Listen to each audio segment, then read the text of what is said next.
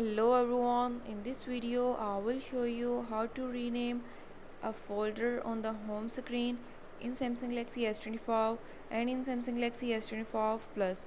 Before starting this video, please subscribe for more videos and watch complete video.